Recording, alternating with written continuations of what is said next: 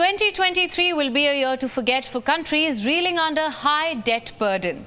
Global debt has breached the $300 trillion mark. Now that woke the world up to the horrors of the debt time bomb.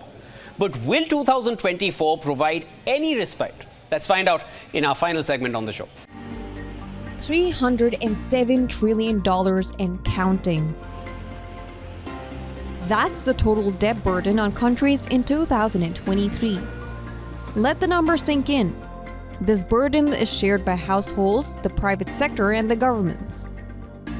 Debt, in this context, is the money borrowed through bonds issued or loans raised.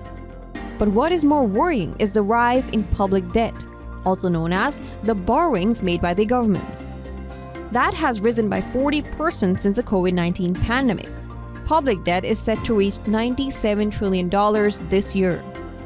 While the public debt is just about 28% of the total global debt, they have a domino effect on various sectors of the economy. Global debt has been on the upswing since the start of the century. It has risen fourfold since 2000, outpacing the GDP growth in the same period.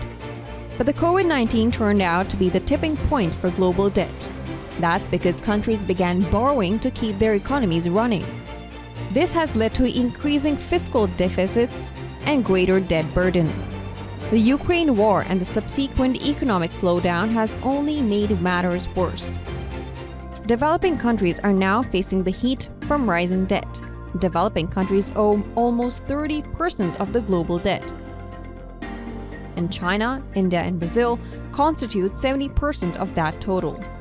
A decade back, only 22 countries had high debt levels. After the pandemic, 59 countries figure in the list.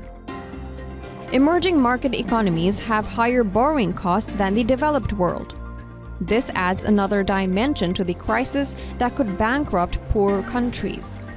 The worst hit is Africa, which has to pay an 11% average in interest on loans. The impoverished continent sits on a whopping $2 trillion debt bomb. The debt trap is real for the region. Is there a light at the end of the tunnel for debt-ridden countries? There is no definite answer.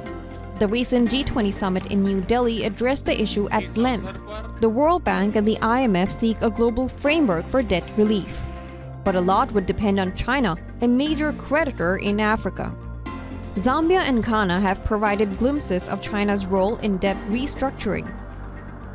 Will that lead to a global framework? Only time will tell. Bureau Report, WION World is One.